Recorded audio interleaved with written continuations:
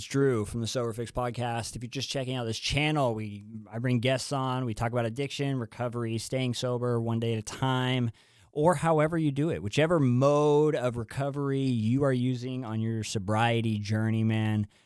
I'm all for it. If you like what you hear, go ahead and like, comment, share. You can see by how many subscribers I have. I am trying to build this channel. We got a good episode coming up. So this is the clash. We got Robert on as a guest, who's got almost 40 years of sobriety. And then we've also got his friend Suzy coming on as well. And she's been working an Al-Anon program.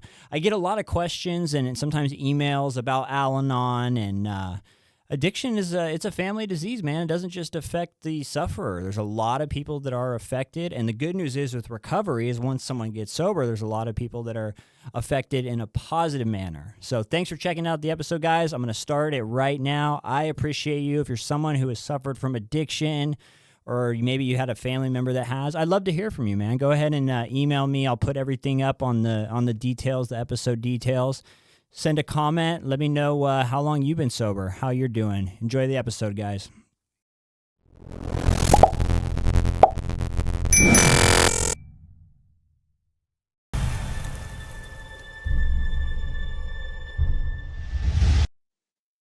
What's going on, guys? We are back. Another episode of the Sober Fix. It is Drew. I hope everyone is doing well. I hope everyone had a good day today, wherever you are listening to this. And we've got another exciting day, and I say that every time we have guests on. We got Robert, recovery guy. You may recognize him. We've done a bunch of episodes now, always giving you guys great experience and knowledge. And he has brought a friend. We've got Suzy on. I appreciate you guys coming on. I'll let Suzy tell us a little bit about it, but she's got a background with Al-Anon. So me and Robert were talking about, it's almost the clash of different recovery programs coming together, more experience. It's all good stuff. So I'll start off with Robert. What's going on, man? What's new? Give us a little check-in. Oh, I am excited. I did a podcast earlier this afternoon with Flagler County and with the court systems. And so I live in Florida now, as most of the guests know. I'm so excited to be in just north of Daytona Beach. And it is the ultimate place. 39 years ago, when I walked into the room of Alcoholics Anonymous, I was hoping not to die. Now I just want to live at the beach. And so it's so exciting to be here. And Drew and Suzy, it's so exciting that the longer I stay sober, the more incredible life becomes. As if there's no end to an infinite God, a higher power. And I'm basking in that sunlight that even Bill talked about on page 12 of the big book of Alcoholics Anonymous. So as usual, Drew, it's great to be here, and it's always wonderful to be with my friend Suzy. Yeah, that's cool. I'm glad everything, every time I get an update from you, Robert, everything's always great. It's so cool to hear. Suzy, how are you doing? Give us, if you could, just a little bit of background of kind of your experience, how you got to Al-Anon. Hi, Drew. Thanks for having me. And Robert, it's always good to see you and talk all things recovery. And this time, I think we are at least in the same time zone, which is really cool. Yeah, I love that. Thank you for having me on. I am a happy, joyous, grateful, recovered Al-Anon. I found these rooms, like most people, in a crisis. The story of my life had just unraveled wildly. As Robert likes to say, the wheels had come off, and I could no longer cling tightly to my warm blanket of denial. And my therapist suggested the rooms of Al-Anon. At the time, he was 20 years sober. He's now 28 years continuously sober. And so I'm a good student. I quickly went home and found a meeting that was that night. And as it turns out, I got lucky enough to find a really healthy fellowship. And the things that I learned early on continue to be a beautiful part of my life. The steps and traditions are a beautiful way to do life. If you have a terminal condition of the helps, you might benefit from the program of Al-Anon. And like I mentioned before we started recording, anyone who suffers from addiction is probably not the first degree addict in their family. So most of you have probably lived, loved, grown up with experienced addiction from somebody you loved. And so, by definition, I think just about everyone in the recovery community could benefit from Al Anon. Yeah, that's awesome. And I want to ask you too, what was it like that first meeting? Were you nervous going in there? Was it kind of hard to open up? What was the first one like? Let me say that I was so absolutely desperate not to feel the way I did that I walked in there just completely hopeful and expectant. And what I heard in those first meetings were people whose stories actually, like on paper, sounded worse than my story. And they were laughing and making jokes. And I thought, okay, whatever this is, I want some of that because I could barely breathe. I couldn't even wrap my head around laughter. And I was a happy person growing up and even up until I allowed myself to be honest enough to face the reality of what was really going on in my home. And so I was so desperate to not feel that way that I just shut up and listened and bought all the books and showed up every week. Yeah, I can relate to that. I remember first coming into the rooms of recovery and I hadn't laughed in a long time. And I walked in and people were talking about things that I used to have to lie about and hide from people. And it was my same experience they were laughing about. I thought, oh my gosh, these people are saying that out loud because I had no one to talk about that with. And it was so nice to be surrounded with people that I understood pretty quickly on that they got it. Was that kind of your experience too, Robert, coming into to AA and just realizing, ooh, I'm in the right place? It was because when I relapsed after 71 days on April 19th of 1986, I was amazed at how quickly I, I fell further deeper in my bottom than I had previous. I ended up in a hotel room that was running out of payment that day and faced with the same homelessness and despair that I had, but deeper, a deeper despair. And it only took me 6 days to get there. And I thought, oh my God, what have I done? And so going back to Alcoholics Anonymous, April 25th of 1986, there was as Chamberlain says, a new pair of glasses.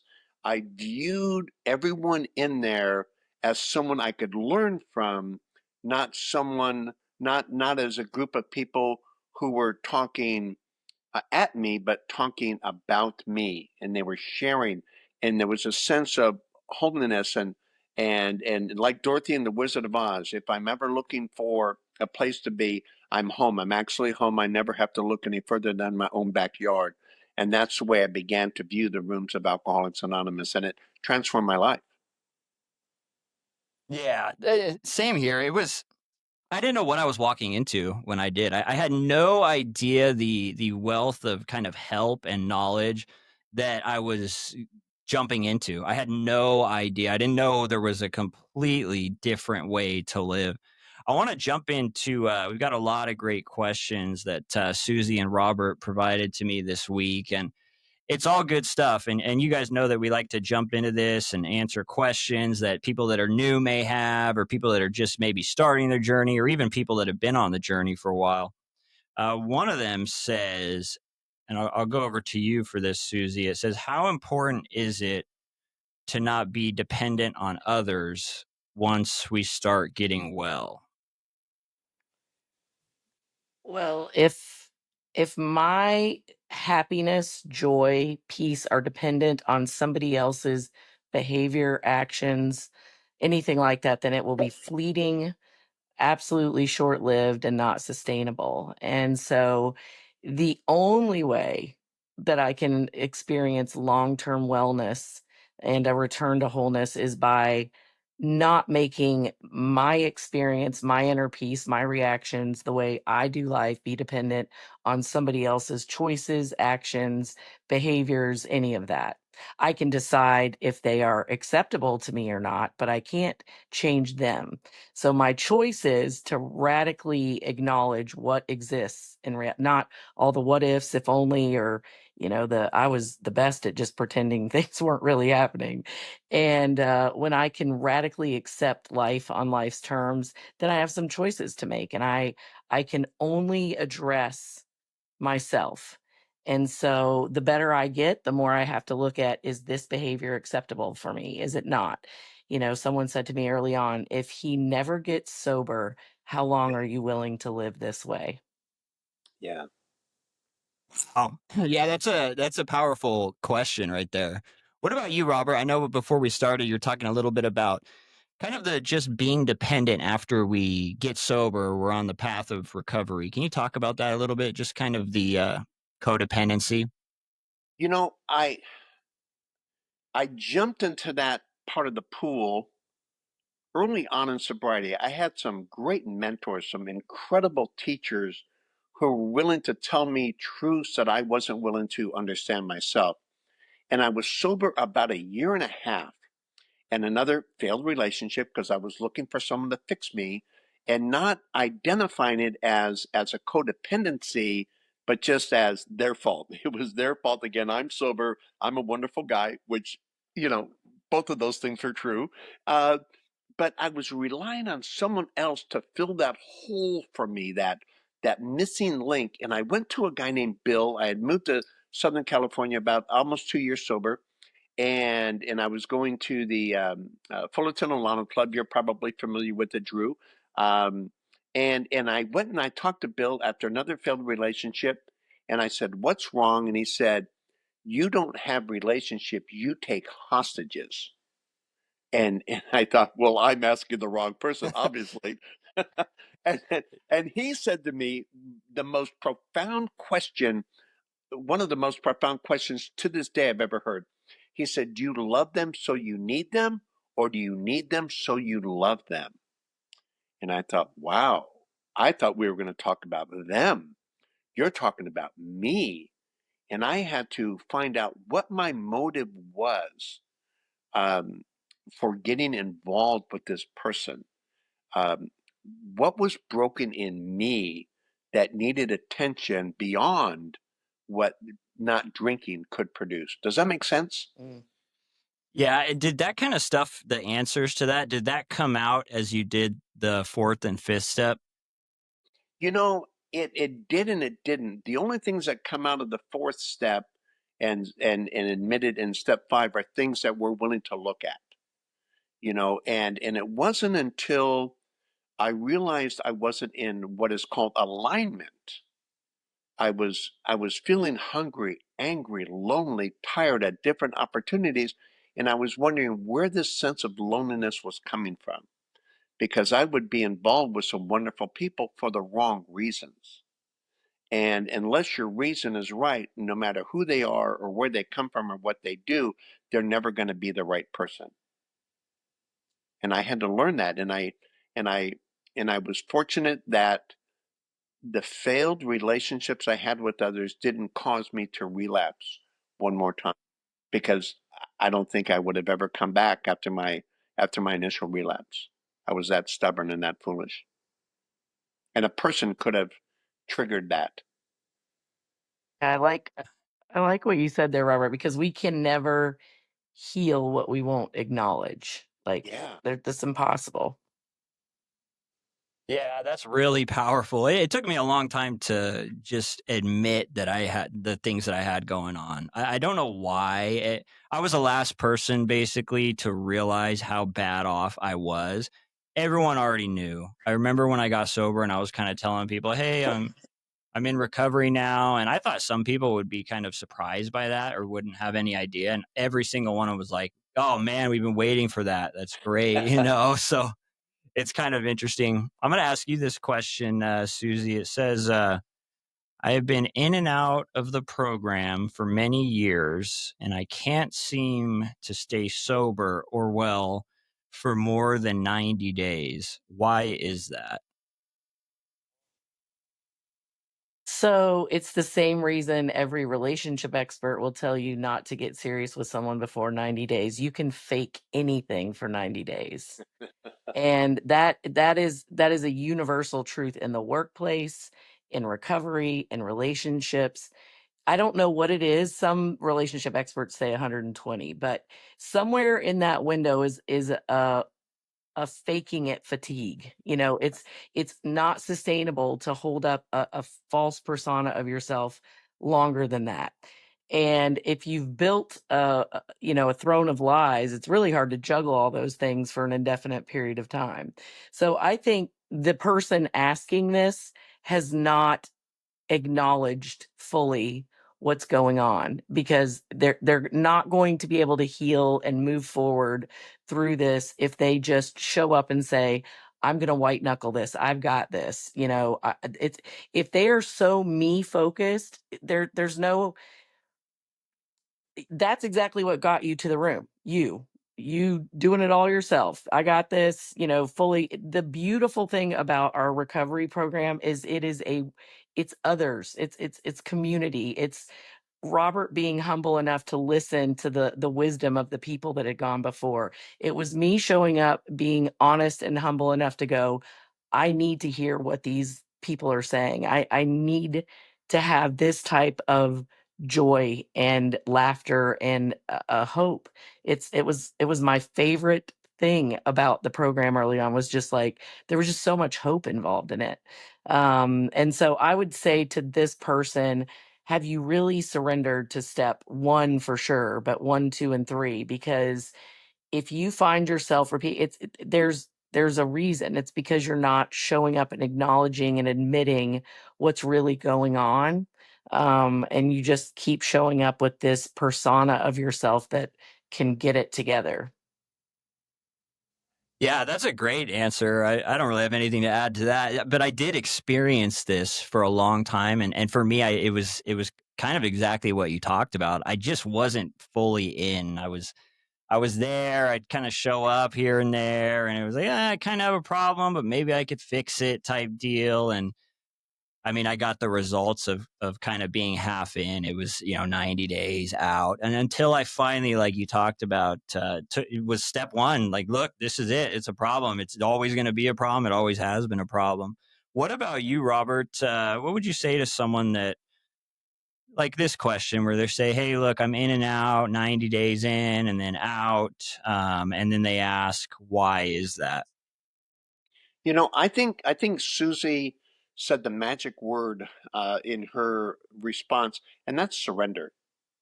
Um, if we don't surrender to the problem, who is us, we'll never get well. We will never get well. As long as I find a difference between you and me, and Susie brought up something else, it's not about me, it's about we. I have to be a part of people who are well. And if I'm not surrendered, I'm always going to be different. You don't understand. You don't get me.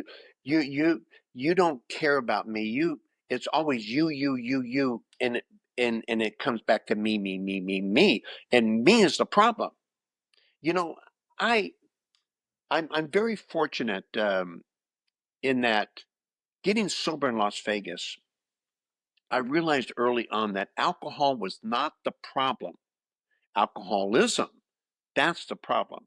Because if alcohol was the enemy, then everyone who drinks would be alcoholic, and that's not true. Only about 10% of the population. So I had to understand who the enemy was. And Nietzsche says, when we stare into the abyss stares back. And I was staring into the abyss as a sober person. And that is why I have to surrender. Susie mentioned steps 1, 2, and 3. It is only when that true surrender occurs, the the extent of my overall recovery will determine my surrender in step 1. If I don't surrender, I'm not getting well. We have to surrender to win, and that's a paradox of the program. But if you don't surrender, you'll never win. If you partially surrender, you'll partially get well, and eventually you will relapse. You will relapse. Make no mistake about it. You might last 60 days, you might last 6 years. I don't care. But you will relapse. You'll go back to your old ways because you never left them. You've only band-aided. You've never gotten down. When I went to a dermatologist, when I found out I had cancer, he said if I dig really deep and get every bit of the cancer, you're going to be fine. And my next question was, how quickly can you get this out of me? Mm. And I surrendered to that dermatologist, and he operated on me that day. And I've been cancer free for 6 years now. And because he knew he had to get to the root of the problem that was in me in order to be well. Yeah. Yeah, I love that. And it wasn't like some superficial thing where and I like that you talk about too just the relapse. I can't tell you how many friends, how many people I've met in recovery that their life starts to change and maybe and they find the fellowship and they start doing steps, they get a higher power, they start getting involved in service and everything starts to improve. And then it's almost they get to a point where they think, "Oh, my life's improved. I'm fine. I've learned a lot. I've found a way to now I can just go about my life." And a lot of times it just doesn't end well. And when you mentioned, hey, maybe it's 3 months, maybe it's 6 years down the road, they always do seem to relapse, and that's the part that really sucks. So thank you guys for that answer. I'll go to you for this, Susie. What was the step process like in your program? This is the only program I've done, but I think it's really similar. I am lucky enough to have a sponsor that was AA sober a couple years before she realized she also needed Al-Anon. She'd grown up in an alcoholic home and recognized that she had some children that were struggling with it and stuff too. So I was really lucky to get a sponsor that was, in, and she actually suggested she preferred the way that the big book went around, especially the fourth and fifth steps. And I loved how she explained when we got to step 4, we would just meet, weekly, and I would journal some of my thoughts about the first step and my favorite readings about it and how it applied to me and all that. And then we'd get together over coffee or something and talk about it. Sometimes it was over the phone, but almost always it was in person. And when we got to 4 and 5, I think my favorite thing she shared, and I think we talked about this maybe a little bit in the lead up to this recording. Shame, I believe, is literally the Yeah. most toxic emotion on the planet. And it is certainly what drives addiction. It is also what drives our denial in Al Anon, our refusal to look at ourselves and our life and the unmanageability of our own lives.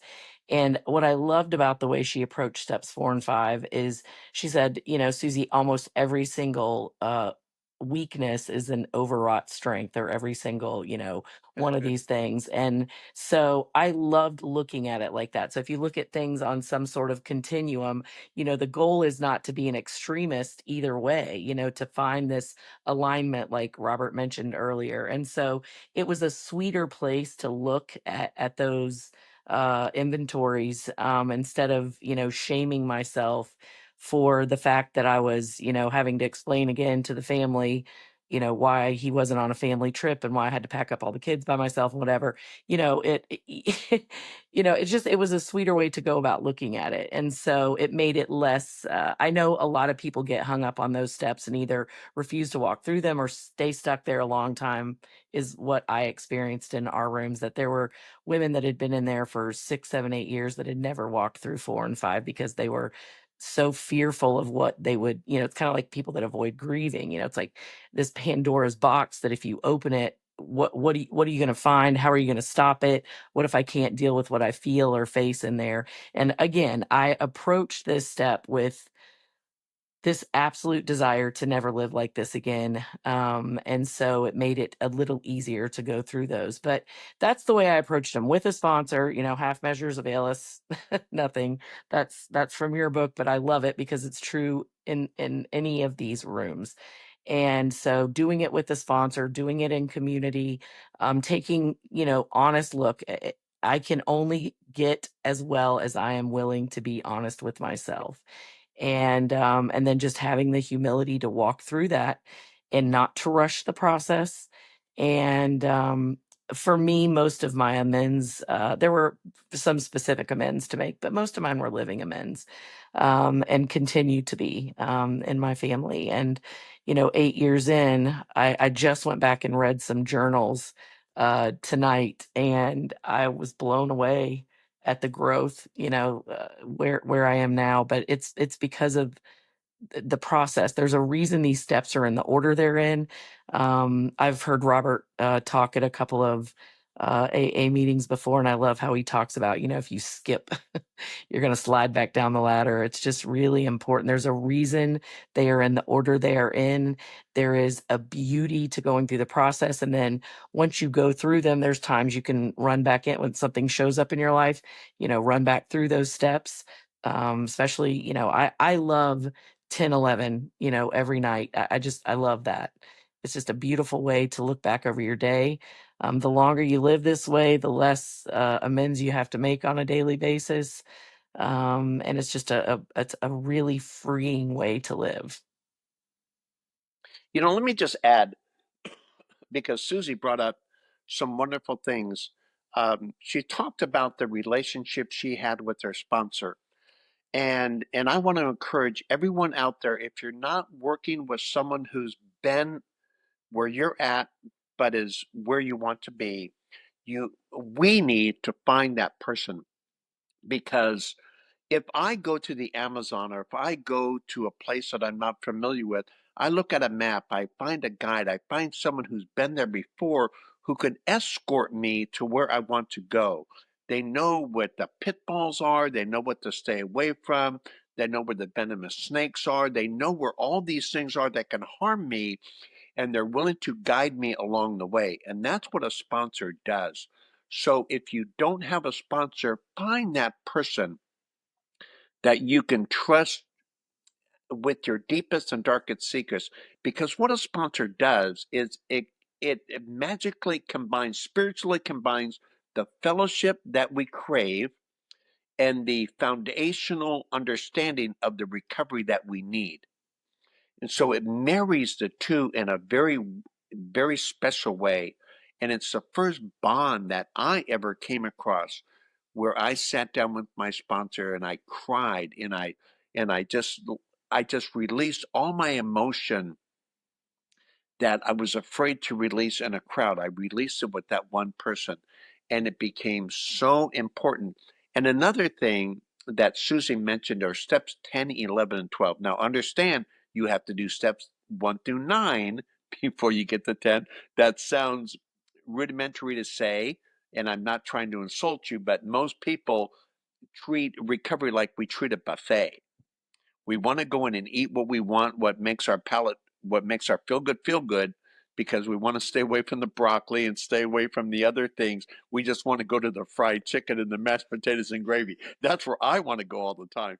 But I need to eat the fruits and the vegetables just as much as I want those, and that's with a balanced diet. So, so understand that, and I had to learn how rest was so important to sleep, because when I was ripping and running, I could only drink and use so much, and then I had to sleep, but I never got rest. Mm. So one of the things that steps 10 and 11 do, it allows my body, my spirit, my mind to rest. And I find when I rest before I sleep, sleep is a whole lot more enjoyable. Yeah, that's so interesting. There's so much you guys said that I can relate to, and something that was interesting too. Suzy was talking about people kind of not wanting to open Pandora's box with step 4 and 5, and I found that very interesting because that's what I see a lot in our program. I see people like very hesitant to do the 4th and 5th step over here in California, and then when they finally do, you see the relief. But it's interesting that that's kind of the same thing in both kind of programs. Have you noticed that too, Robert, over there?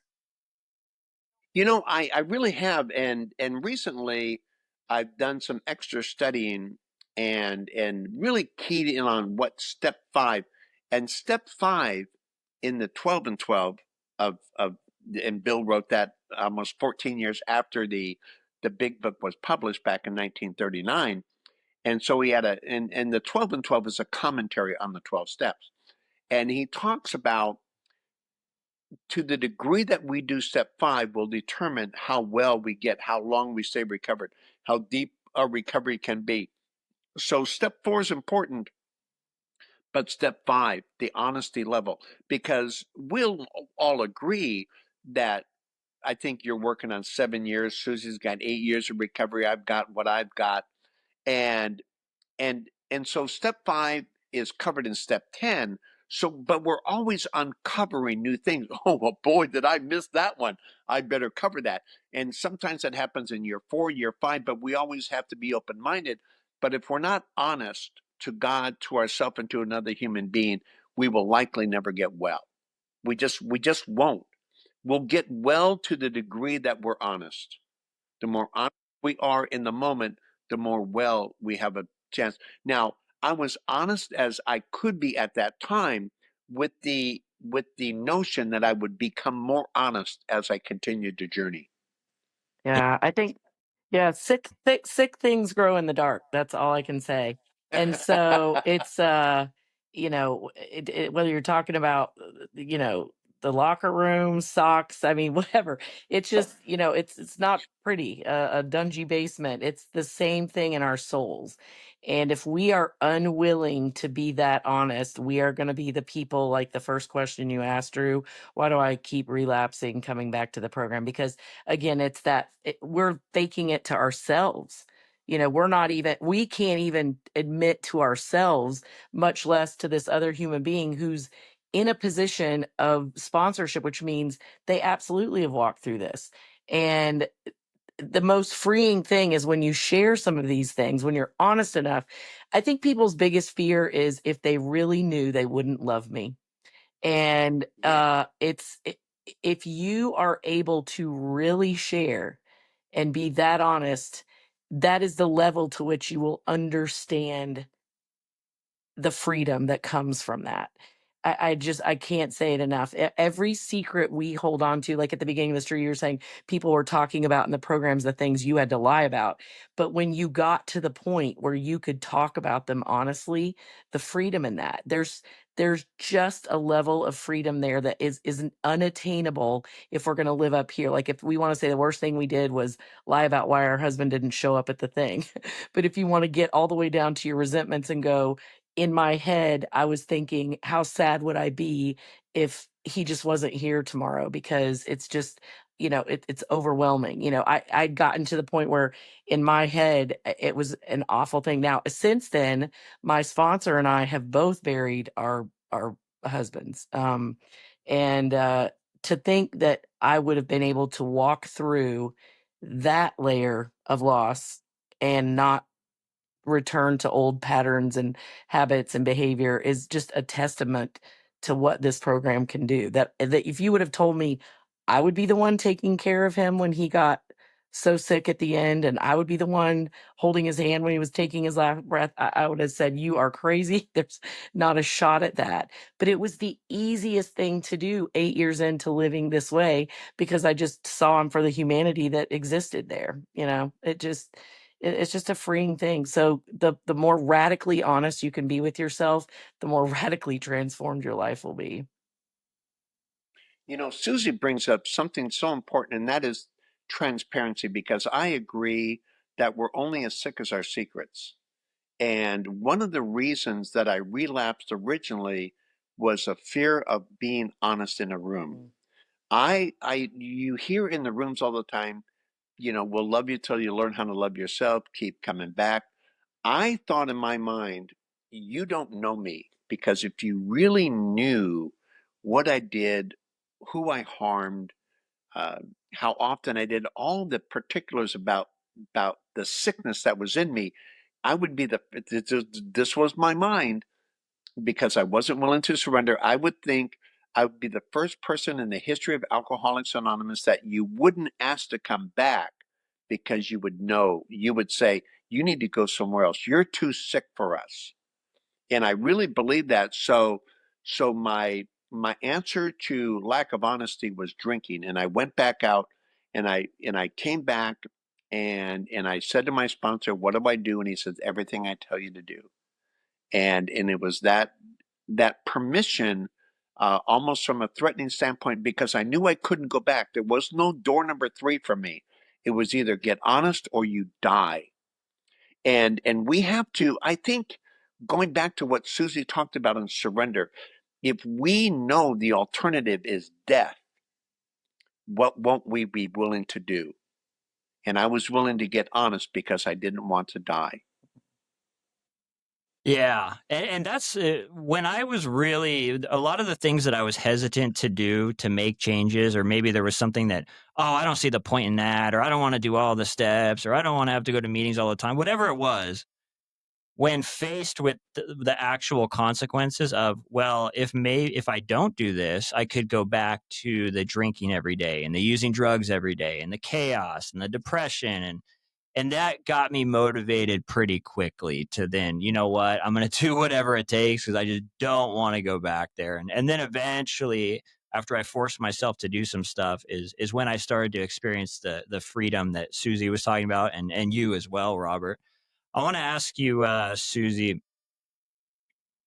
Well, this was another kind of question. It says, they tell me to not take people's inventory, but they also tell me to stick with the winners. How can I tell if a person is a winner without taking their inventory?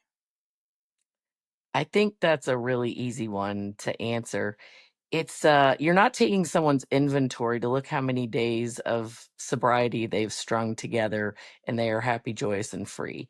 In other words, in my situation, the way I found Robert, when I became very honest with myself about what was really going on, and when at the time my husband confessed to all the layers of his addiction and all the things that were actually happening behind the closed doors, I I I just I know that um I had to admit that there was something bigger at play. There really was. And it just makes me lose my train of thought thinking about that. Repeat that question. Yeah, it says they tell me not to take people's Ah, yes. Okay, inventory. yeah. Yeah. So I remember thinking I have to know what continuous sobriety looks like, because I've believed someone for all 25 years that they weren't doing these things. So I had to look. And I found Robert really quickly on Instagram. And this is, a case of Instagram friends becoming friends in real life, 2,000 miles away. But I met him. Yeah. And when you see a story of that much recovery, and it's not just being sober, like Robert said before we start recording, it's not just about not drinking, but when you can live happy, joyous, and free, like he said, he went from just wanting to live to now just wanting to live at the beach. There is something to be said about that. And you don't need to take Robert's inventory to recognize he is a man who lives in alignment, and he is happy and joyous and free and has sustained long relationships, things like that. There's people in my fellowship that had been in those rooms. I mean, honestly, we had a lady in there 30 years and I never saw her smile. I never saw her laugh. I would have never asked her to be my sponsor. She didn't have anything I wanted. But when you see people who are living in a way that you want to live, you don't need to go reinvent the wheel. They'll tell you what the steps are, they'll tell you how to do it. So, the same things that attract people, like our program is a program of attraction. We don't go out and should people into Al-Anon. But if you're living in such a way where somebody goes, I want some of that, that's not taking someone's inventory. That's just recognizing the fruits of somebody who has walked through the steps, done the work, stayed in the work, lives continuously in a way that honors that same process. I think it's easy to see. So it's not going up and it's not about taking someone's inventory. It's look for someone who is living in a way that you want to live, and then ask them to be your sponsor. Yeah, and you explained that really well, and I like the perspective. Robert, what do you think? How can I tell if a person is a winner without taking their inventory? You know, uh, just observing, there's something that is highly spiritual about a person who has what you want. And God, your higher power, will reveal that to you, because if I take someone's inventory, it's usually for selfish and self-centered reasons. But when my higher power says, I've given them what you want, seek them. When I when I asked my sponsor Jack, he was my sponsor for 32 years before cancer took his life. And and I had prayed for Jack to come into my life. I didn't have to take anyone's inventory. My sponsor was moving. Um, I think he was moved. Max had moved at this time, and I turned around the corner, and I'd been praying to God, and I had never talked to Jack before, but he was managing this club, and I bumped into him one day, and God said, "He's the guy." Because the most important person in my life was my sponsor at the time. And I said to Jack, I said, God told me that you would be my sponsor. And Jack said, who am I to argue with God? And we just meshed. And so I really like what Suzy's spin on it. You're not taking their inventory, um, because that can be a negative connotation. You're seeing if they have what you want. And people who are recovered, and I'm so glad that Suzy refers to herself as a recovered Al-Anon, because we put ourselves on display. You don't have to take my inventory. I will hand you my inventory. And if there's something about me that is attractive to you, then you need to approach me. But you know, taking an inventory is usually something you have to go get. I offer my inventory to everyone. That's how Suzy found me. That's how we became great friends. That's how she's wonderful friends with my wife. Because I make no apologies, and I make no misrepresentation of who I am, what I believe, how I believe, and the passion I believe it in. If you want what I have, come and get it. If you don't, have a nice day, and I hope you find what you're looking for. Yeah, yeah. I love that. Just putting it out there. Hey, look, this is how I live my life, and it matches up. The things that you say match up with the actions. It's transparency, like you guys kind of mentioned before. This is kind of an interesting one, Suzy. I'll go over to you. It says, "How do I separate the disease or the problem from the bad things I have done? No matter how sober or well I feel, what I've done wrong keeps me from moving forward." Oh, there it is again, shame. Yeah, and that is again, shame separates, pushes us into hiding, all of those things. Conviction is a completely different thing than shame. So conviction goes along with steps 1, 2, and 3. You know, you're admitting your powerlessness over people, places, and things, which can include alcohol. But it's that shame again. And so I would highly encourage the person who keeps replaying. You know, there's a lot of, I'm a nerd about like neuroscience and neuroplasticity and all that stuff, because it's all new. You know, when I went to school back when I took gross anatomy and all those things, they were telling us, you know, nerve damage is permanent. What is forever. And I love that we know that's absolutely not true. And so if the studies say that 90% of our thoughts are repetitive, and 85% of those repetitive thoughts are negative. So, what do you think is going to happen to somebody who sits and just wants to self ruminate with these thoughts? My Yeah. therapist called it, he called it emotional masturbation, like where you just sit there and just ruminate on these thoughts, and that will never produce a positive action. And another equally or most important text to me is the Bible, and there's a verse there that commands us to take our thoughts captive. And now what's so cool is all of the research shows the most important thing we can do with a thought is recognize this is a thought. Is it true?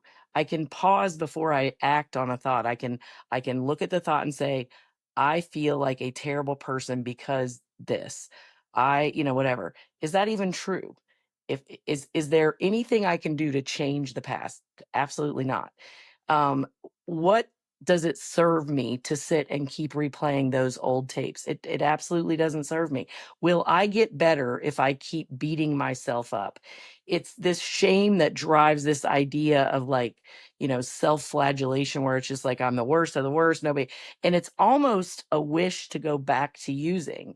I mean, I hate to say it, but it's this shortcut to like, whether it's picking a fight or picking a fight with yourself. So I would say the safest thing for somebody stuck in that is to recognize it will keep you stuck. Find a sponsor and don't be afraid of steps 4 and 5. I mean, you can't skip 1, 2, and 3 to get there, but just don't be afraid of that, because what you'll find when you sit down with somebody and tell them the truth of all those quote bad things, they may surprise you with things that are 10 times worse than anything. I know early on I used to listen to these Al-Anon podcasts or speaker meetings on YouTube.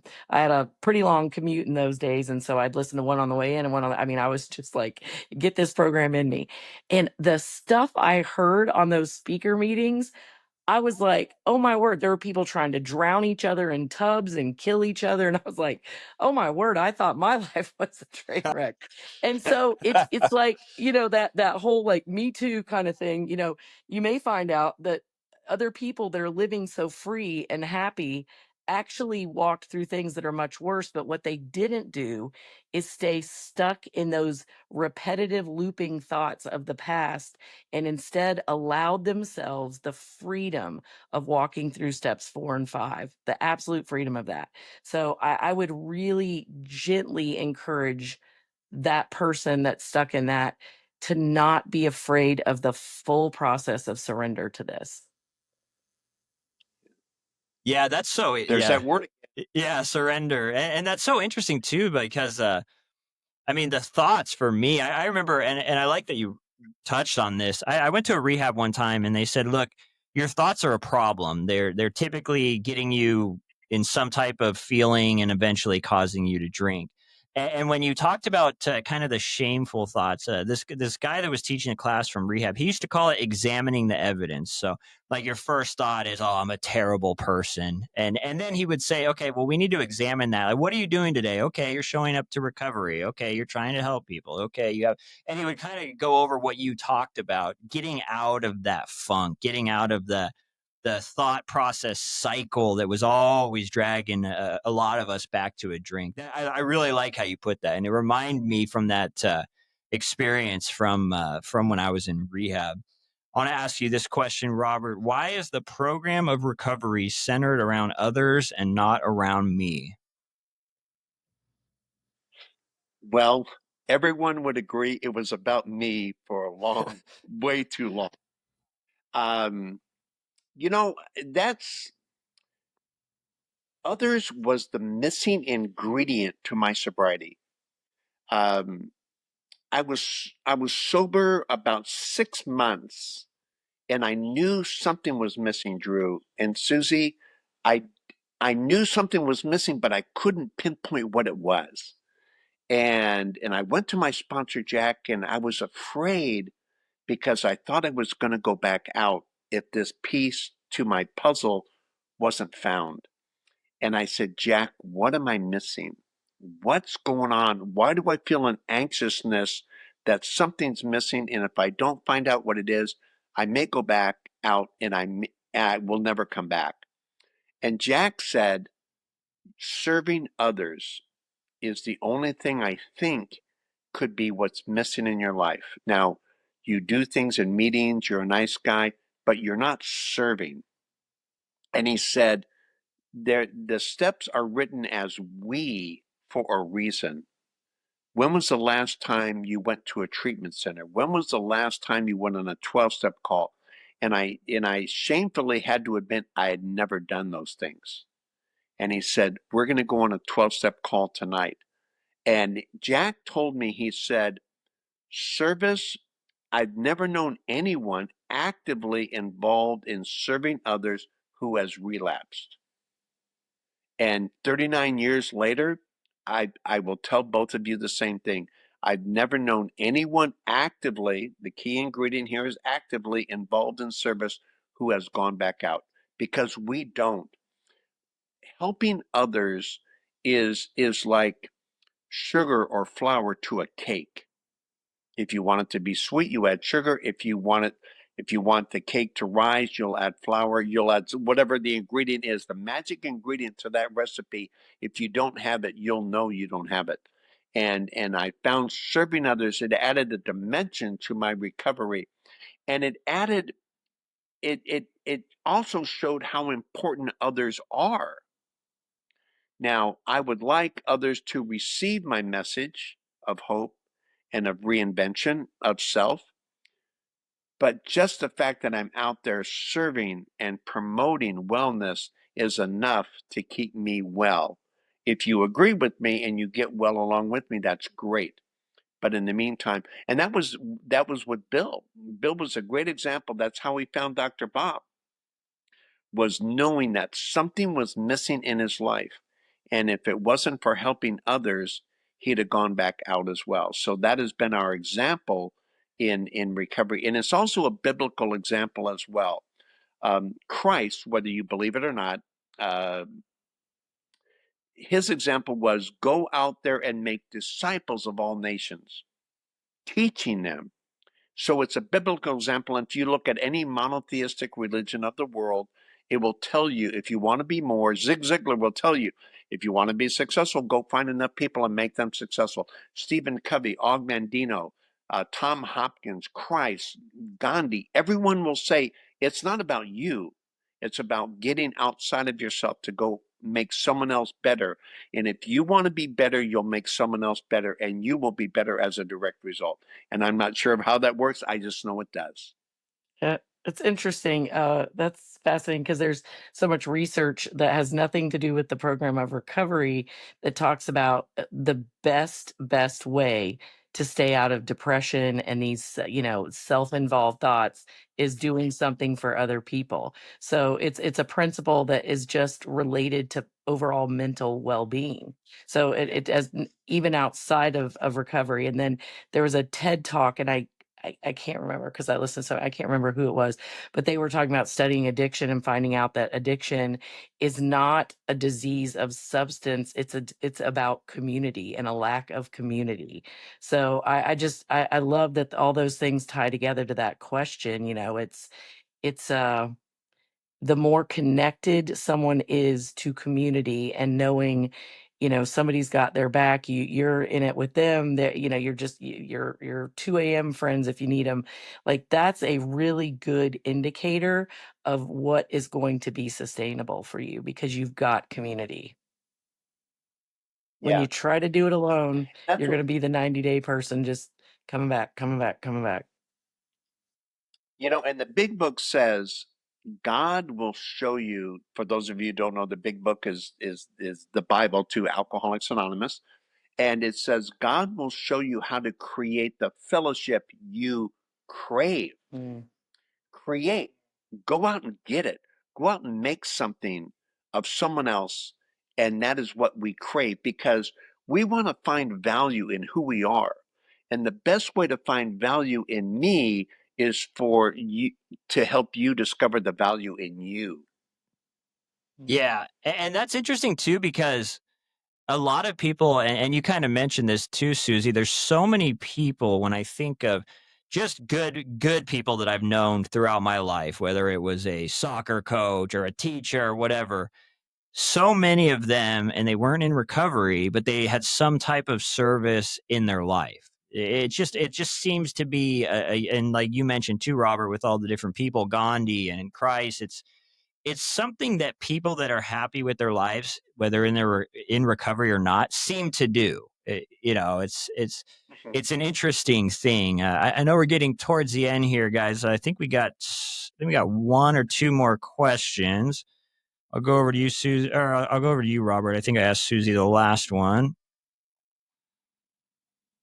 Can I get well in the rooms of recovery, or do I need to go into a treatment center? You know, that is a great question, and everyone's a little different. Some people need medical detox. Some people, from an Al-Anon perspective, they need to be separated from the emotional imbalance of that which is going on in their home.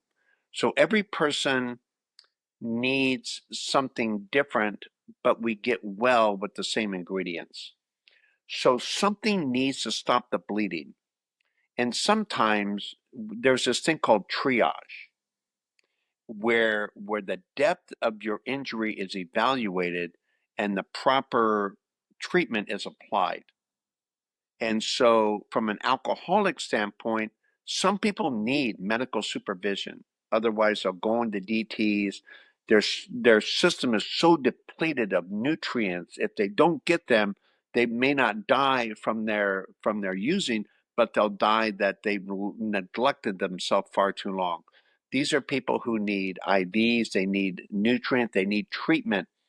And I will tell you that I went to a treatment center back in 1986, Nevada Treatment Center on Martin Luther King Boulevard in Las Vegas, and that did what I called stop the bleeding. Now, I needed Alcoholics Anonymous to get well, but I needed treatment to just stop. I needed to turn into another direction. But that would not get me well. Only reinventing myself through the 12 steps of recovery and my spiritual belief in Christ has allowed me to get well.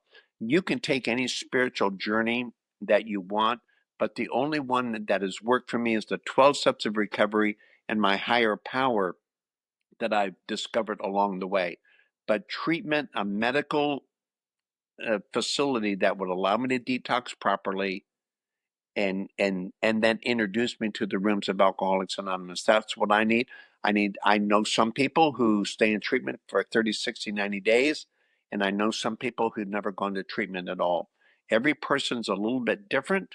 Um, and as long as the end result is wellness, I have no problem with what a person uses along the way. Just like I say, I don't care what your higher power, I don't care who your higher power is. I just care what your higher power does. If the end result of you is you becoming well, then God bless your journey. Yeah, and Susie, I was going to ask you. I know you mentioned the Bible. How important has spirituality been for you in getting well? How big has it been for you? I would say without the presence of it in my life, many decades before discovering all the wheels falling off, I would have handled all of that wildly differently.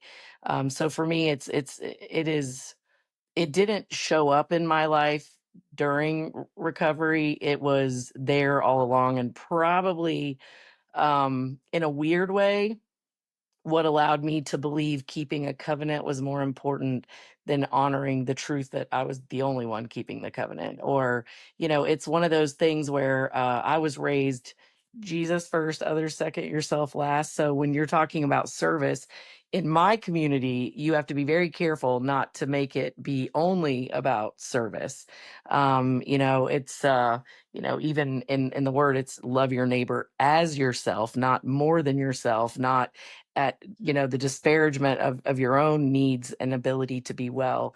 So for me, that spiritual walk was always there, and honestly probably what kept me from just completely screwing up everything since then. But it is more vital and important than ever, and it wasn't hard for me, and then maybe that was a blessing for me. I didn't have to wonder who the higher power was. I didn't have to discover it. The group didn't have to be my higher power at first. My sponsor wasn't my higher power. So For me, it's everything about this program is completely in alignment with everything that I believe spiritually in the first place. It just made a way for those of us that were really raised and nurtured and programmed to be codependent and believe that it's everyone else, and you just can't even serve others from that place. Honestly, it ends up being a manipulation, a way to keep yourself so busy you don't have to look at yourself. Learning that no is a complete sentence. That was harder for me to learn than all the bones and muscles and nerves in the body. It's just like bizarre, but it's like, how in the world what did I feel like the worst thing I could ever do was say no to somebody? And that is just, again, part of that radical freedom that comes from really doing the work. But in my case, I was thinking about the equivalent of this in treatment. We're the opposite in Al-Anon. It literally was told to me right out of the program and from all the people that have been there a long time, we don't recommend any big decisions in the first 6 months. And I think the reason for that, and you guys probably know people like this, if you just run from the situation without going, why was what about me believe that's what I deserved? You'll just leave that relationship and go out and get in another a relationship like that, and another and another. So I think in our program, the goal is, let this program sit on you, start doing the steps. I think the hope is that you would be able to journey through those steps in that time period, so that when you make a decision, it's out of a place of wellness that you make that big decision. And then from that, you have a foundation to start making better decisions and keep working. It works if you work it, and, keep coming back. So for us, I guess the part that would be inpatient would just be staying in the program and not making any radical changes until the program has done some work in you. Yeah, that's a great point. That makes a lot of sense. And it's kind of like that in our program as well. They kind of say don't rush to any huge decisions in the beginning. I've had you guys on for an hour. I'll ask you real quick, Susie, and then Robert. What is the goal of yours, Susie, over the next couple months, pertaining to your wellness journey, or maybe just somewhere along the lines of finding more peace or more gratitude? Or what would you say is a goal of yours over the next couple months? I mean, I would say just that I've been doing that work. It's, making gratitude an absolute discipline. I mean, the advantages of that, I could talk about for a really long time, but, doing more of that, making sure that I'm honoring my body, my mind, my spirit. So rest is so big. Robert touched on that. Um, One of my favorite speakers ever is our pastor, and he always says, identity precedes activity. And if I know who I am, my choices reflect that belief. And that's true for everyone. If they think horrible things about themselves, their choices reflect that. So my activity is an overflow of my identity. And so being really clear and doing those steps 10, 11, and 12 as well with the service. But that nightly inventory allows me to just on a daily basis let come back to myself, recognize the places where I'm making these decisions, and it's like a self-perpetuating thing. Yeah, that's all good stuff. What about you, Robert? What's your goal over the next month or two? Well, being new to the area, um, I I'm searching for a treatment center that I can make a difference in weekly. So I haven't zeroed in on that yet. I've got some contacts out there, and you know, I'm I think my ego says I'm a fit everywhere. In reality, I'm only a fit where God wants me to fit. Um, so I'm trying to come into understanding because the need is so great, but my bandwidth is minimal because of my priorities in life, which are Laura and other things that I do. So I'm trying to find where I can best serve. Um, Obviously, new to the area, I'm still discovering new meetings that I would attend on a regular basis. and then making myself available. I've already ordered a number of big books and 12 and 12s, and I've got my 4 absolutes in from Cleveland. So I'm just asking God to direct me in a new area. Um, I love to swim. I just don't want to be in the wrong pool. And so I'm trying to discover where God wants me best to be. And then obviously, as a person of recovery like Suzy and you, I'm trying to understand the depth of steps 10, 11, and 12 on a regular basis. It's interesting where it says in the big book, we, you know, what we really have is a daily reprieve contingent on the on the maintenance of our spiritual conditioning. After that, it says, every day is a day I must take God's will into all my activities. So I continually try to find out what God's will is for me in my life, because there's God's general will and there's God's specific will. And I want to live in the realm of his specific will for me. Not that everything is okay, but everything is as he would want it to be. So that's what, that's my daily journey. And I love it. And I wouldn't be on any other ride. It's like I've been given a ticket to the greatest ride in the world, and I want to ride it every single day. That is a perfect spot to end, guys. Hey, I just want to say thank you for taking the time to come on. I love having everyone answer the questions and stuff. It's good stuff, and it's a lot of things that people ask, especially when you're starting off, or even if you've been on the journey for a while. That people always have questions, and it's interesting to get both sides of the coin. I feel like I've learned more about Al-Anon, and it's also interesting how many similarities there are between the two programs, and the shame and the guilt and the things that we go through and the denial and the not wanting to do the fourth and fifth step and just all the kind of similarities. So I appreciate it, guys. I look forward to seeing you guys again soon. That'll be fantastic. Thanks, Thank Drew. you. Thank you, Suzy.